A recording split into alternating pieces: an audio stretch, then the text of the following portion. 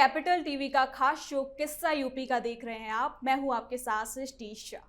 5 राज्यों में चुनाव के बीच उत्तर प्रदेश में एसआईआर का कार्य पूरा हो गया है और चुनाव आयोग ने 2027 विधानसभा चुनाव से पहले प्रदेश का फाइनल वोटर लिस्ट आंकड़ा जारी कर दिया है।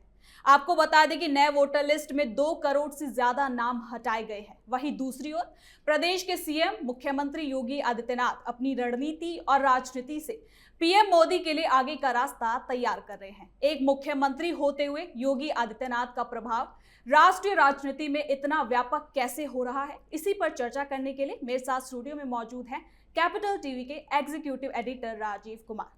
बहुत बहुत स्वागत है सर आपका। धन्यवाद। सर, सीएम योगी आदित्यनाथ ने पीएम मोदी को कैसा हथियार दे दिया है? देखिए, जिस तरीके की देश की राजनीति चल रही थी 2014 के बाद राजनीति में कुछ बदलाव आए, क्योंकि प्रधानमंत्री के तौर पर मोदी आए और उसके बाद पूरे देश की राजनीति में थोड़ा जो कहा जा सकता था कि बहुसंख्यक समाज हिंदुओं का वो राजनीति के केंद्र में नहीं था। अल्पसंख्यक मुसलमान राजनीति के केंद्र में थे। कांग्रेस की सरकारें हुई, उसमें भी कांग्रेस मुस्लिम अपीजमेंट की पॉलिटिक्स करती थी। यहां तक कि जो कांग्रेस से अलग होकर कुछ पार्टियां बनी, चाहे एनसीपी महाराष्ट्र में हो या फिर टीएमसी पश्चिम बंगाल में हो, ये सारी पार्टियां भी मुस्लिम अपीजमेंट की पॉलिटिक्स करती रही। उसके अलावा जो समाजवादी गुट की पार्टियां थी, राजद हो या फिर नीतीश कुमार की ही पार्टी क्यों न हो, जदयू या फिर रामविलास पासवान की पार्टी या फिर उत्तर प्रदेश के अंदर ही समाजवादी पार्टी हो, बहुजन समाज पार्टी हो, ये अलग अलग पार्टियां भी मुस्लिम अपीजमेंट की पॉलिटिक्स को आगे बढ़ाती रही।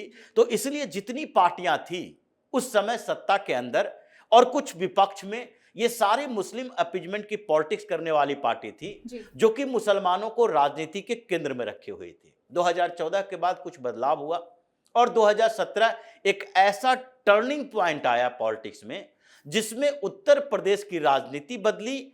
वहां पर मुख्यमंत्री नए आए और जो 2014 से कुछ बदलाव हो रहा था पूरे देश की राजनीति में प्रधानमंत्री मोदी के आने के बाद, उस बदलाव की गति को इतनी तेजी दी योगी आदित्यनाथ ने कि उसके बाद प्रधानमंत्री मोदी को जो नैरेटिव क्रिएटर हैं उनको उनके नैरेटिव क्रिएट करने के लिए एक दायां हाथ मिल गया। और योगी ने पिछले 9 सालों में उत्तर प्रदेश की राजनीति को केवल नहीं बदला बल्कि पूरे देश की राजनीति को प्रभावित किया। ये जो अभी हर जगह पर भारतीय जनता पार्टी के लिए हिंदुत्व की बात चल रही है, हिंदू ध्रुवीकरण का आधार चल रहा है, हिंदू के बंटने पर कैसे मुसलमान ज्यादा पावरफुल होते हैं, इसकी चर्चा चल रही है। महाराष्ट्र की राजनीति से लेकर बिहार से लेकर पश्चिम बंगाल तक भारतीय जनता पार्टी जो बार बार ये मुद्दा उठाती है कि देखो बटोगे तो कटोगे, अगर तुम विभाजित होगे, एकजुट नहीं रहोगे, तो इसका मतलब है कि जो तुम्हारा सामने वाला है तुम्हें निगलता जाएगा और निगलते निगलते ऐसी स्थिति में पहुंचा देगा कि वो तुम फिर आगे बढ़ नहीं पाओगे, उठ नहीं पाओगे, फिर से 50 साल के लिए पिछड़ जाओगे। तो वो स्थिति पैदा करने में योगी आदित्यनाथ की बड़ी भूमिका थी। 2017 में जब उत्तर प्रदेश में भारतीय जनता पार्टी की जीत हुई, मुख्यमंत्री चुनने की बात आ रही थी, तो योगी आदित्यनाथ ऐसे व्यक्ति नहीं थे जिन्होंने दावेदारी पेश की थी।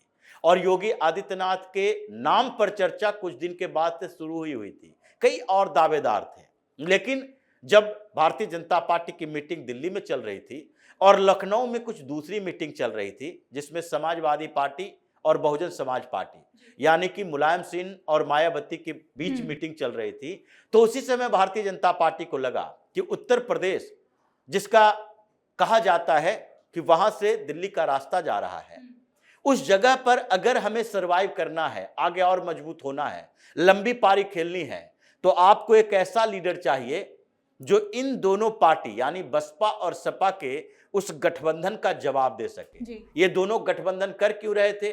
इनको पता था गठबंधन करेंगे तो मुस्लिम वोट जो स्प्लिट होता है वो एकजुट हो जाएगा। हम गठबंधन करेंगे तो उत्तर प्रदेश में यादव वोट आधार अखिलेश यादव का, उनके साथ कुछ और ओबीसी की जातियां, और फिर एससी वर्ग का सपोर्ट सबसे ज्यादा मायावती को, उसमें जाटव प्लस एससी की कुछ और जातियां, ओबीसी के कुछ जातियां भी उनके साथ। तो ऐसे में अगर दोनों पार्टी एक हो जाएगी, भारतीय जनता पार्टी को उखाड़ कर फेंक देंगे। ये इन लोगों की अवधारणा थी कि भारतीय जनता पार्टी को उखाड़ना है तो हम दोनों को एकजुट होना पड़ेगा।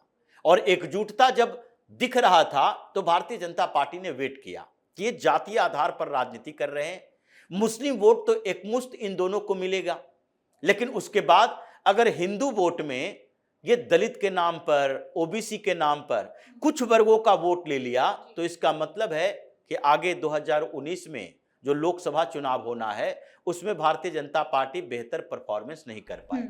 नेता का चुनाव हुआ तो योगी आदित्यनाथ दिखाई पड़े, एक ऐसा नेता जो कि जातीय दीवारों को तोड़ सकते हैं, दरका सकते हैं, जो कि ऐसी अवधारणा क्रिएट कर सकते हैं कि जाति आधारित राजनीति नहीं बल्कि हिंदू आधारित राजनीति उत्तर प्रदेश के अंदर होगी। और इसीलिए इनका चुनाव किया गया, इस जातीय आधार को तोड़ने के लिए। उसमें कामयाब रहे। 2019 में लोकसभा का चुनाव और दोनों पार्टियां बसपा और सपा दोनों मिलकर चुनाव लड़ रही थी, लेकिन उस चुनाव गठबंधन के साथ लड़ने के बावजूद इन लोगों के हाथ लगी 20 सीटें। उसमें 15 सीटें तो मायावती के पास भी थी, लेकिन दोनों ने गठबंधन किया और केवल 15 सीटें मिली। अखिलेश यादव 5 सीट पर सिमट कर रह गए। जो स्थिति भारतीय जनता पार्टी की रही वो एक रिकॉर्ड जीत थी 2019 के लोकसभा चुनाव में, और वो 2 साल के अंदर योगी आदित्यनाथ ने किया 17 से 19 तक, क्योंकि उन्होंने एक परसेप्शन बनाया कि उत्तर प्रदेश की राजनीति जैसे पहले चल रही थी मुस्लिम केंद्रित, वो नहीं चलेगी। हमें मुसलमानों का वोट नहीं चाहिए, मिलेगा भी नहीं। तो हमें क्या चाहिए? हमें ये जातीय आधार पर जो बिखरे हुए हिंदुओं का वोट है उसे एकजुट करना है। उन्होंने सीधे तौर पर मुसलमानों को चैलेंज किया और वो चैलेंज करने के कारण हिंदुओं में एकजुटता आई, जातीय दीवार टूटी। हालांकि जाटव जो दलितों का वोट था वो मायावती के साथ थोड़ा ज्यादा रहा। भारतीय जनता पार्टी 20 से 30% जाटवों का वोट ला पाई, लेकिन उसी तरीके से यादवों का वोट था, उसमें भी 20% ही भारतीय जनता पार्टी ला पाई। 80% यादवों का वोट सपा को मिला। ये CSDS का सर्वे था। लेकिन उसके बावजूद जो नन जाटव दलित थे, नन यादव ओबीसी थे, उन्होंने 60% से ज्यादा भारतीय जनता पार्टी को वोट किया। और इसमें योगी आदित्यनाथ की बड़ी भूमिका थी, प्रधानमंत्री मोदी की भी थी। लेकिन प्रधानमंत्री मोदी पूरे देश का नेता, वो हर जगह पर जा रहे थे, हर जगह पर यह स्थिति नहीं हुई। लेकिन उत्तर प्रदेश में योगी आदित्यनाथ ने 2 साल में करके दिखाया। फिर इसके बाद योगी की जो राजनीति रही, ये एक्सपेरिमेंट है भारतीय जनता पार्टी के लिए। ये ब्रह्मास्त्र दिया योगी आदित्यनाथ ने पीएम मोदी को, और उसके आधार पर अलग अलग राज्यों में दिखने लगा कि अगर आपको या भारतीय जनता पार्टी को प्रधानमंत्री मोदी हो, अमित शाह हो, ये केंद्रीय लीडरशिप है, अगर इनका नेचर थोड़ा सा सॉफ्ट होता है तो भारतीय जनता पार्टी को क्षेत्रीय छत्रपों की जरूरत है जो स्टेट लेवल की पॉलिटिक्स कर सके और वहां से वो एक हार्ड कोर हिंदुत्व लीडर निकाल सके। योगी आदित्यनाथ अगुवाई कर रहे थे, वही स्थिति भारतीय जनता पार्टी ने असम में की, वही स्थिति भारतीय जनता पार्टी ने लीडर तैयार किया महाराष्ट्र में, वही स्थिति बिहार में तैयार कर रही है। मतलब ये योगी आदित्यनाथ के पीछे चलने वाली राजनीति थी कि उन्होंने ये दिखाया कि उत्तर प्रदेश ऐसा जगह जहां पर विधानसभा की कम से कम तो 73 सीटें मुसलमानों, जहां राजनीति को बदल सकते हैं, सियासी समीकरण चेंज कर सकते हैं। ये लोकसभा की 20 से 22 सीटें जहां मुसलमान एकजुट रहे और हिंदू वोट विभाजित रहे तो वे किसी के तरफ मोड़ सकते हैं। लेकिन उस जगह पर भी योगी आदित्यनाथ ने हिंदुओं को इकट्ठा किया। तो फिर महाराष्ट्र में क्यों नहीं हो सकता, फिर बिहार में क्यों नहीं हो सकता, फिर बंगाल में क्यों नहीं हो सकता? ये बड़ा ब्रह्मास्त्र था। लेकिन उसके बाद योगी ने एक काम नहीं किया, बल्कि लॉ एंड ऑर्डर का सिचुएशन जो पूरे उत्तर प्रदेश में बदला है, माफियाओं के खिलाफ जो एक्शन लिए गए और उसके बाद अवैध निर्माण के खिलाफ बुलडोजर चलाए गए, ये पूरे भारत में। एक गुजरात में जहां से प्रधानमंत्री मोदी आते हैं, गुजरात में भी जब बुलडोजर चलता है तो योगी की बात सामने आती है कि योगी ने वो मॉडल दिया है जिसके कारण आज गुजरात में भी बुलडोजर चल रहा है। बाबा का बुलडोजर ही कहा जाता है। महाराष्ट्र से लेकर पश्चिम बंगाल तक हर जगह बुलडोजर की चर्चा होती है। पश्चिम बंगाल में भी चुनाव हो रहा है और चुनाव के समय में अभी प्रचार में दिलीप घोष ने सीधे बात की, योगी आदित्यनाथ की सरकार जैसे उत्तर प्रदेश में काम कर रही है, बुलडोजर चल रहा है, एनकाउंटर हो रहा है, उसी तरीके से पश्चिम बंगाल में टीएमसी के गुंडों का होगा।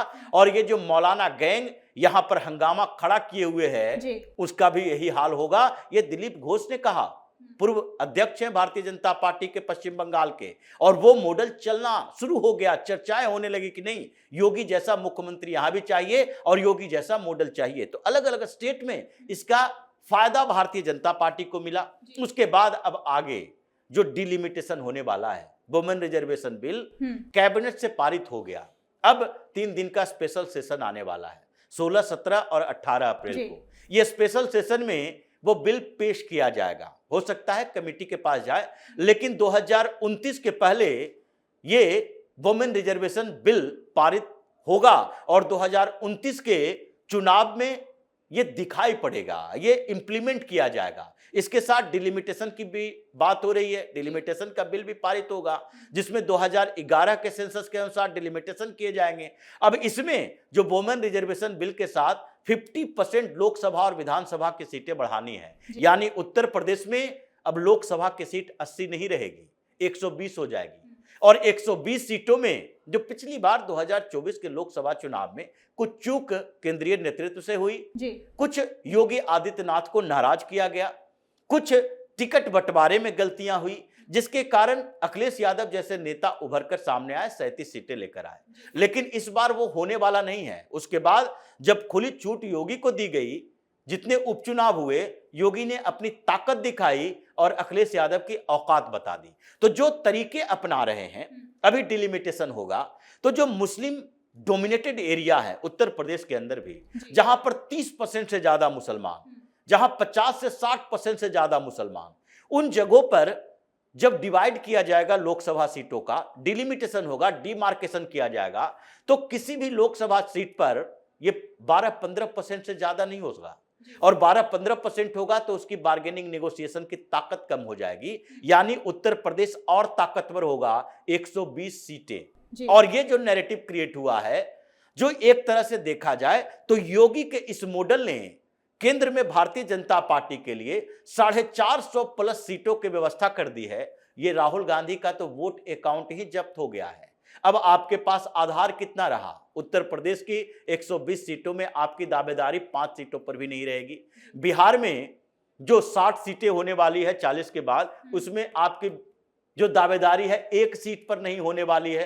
अभी तो 2 सीटें जीतकर भी आए हैं, आगे तो 1 सीट भी नहीं मिलने वाली है। उसी तरह पश्चिम बंगाल में आप विधानसभा में 1 सीट नहीं ला पाते हो, 72 सीट जब 48 से हो जाएगा तो उसके बाद आपको 1-2 सीट भी नहीं मिलने वाली है। साउथ इंडियन स्टेट में जहां टोटल 63 सीटों का फायदा होने वाला है, ये नॉर्थ के स्टेट के 200 से ज्यादा सीटों का फायदा होने वाला है। तो ऐसे में ये 450 प्लस का आंकड़ा पार करने के लिए योगी ने वो हथियार दे दिया।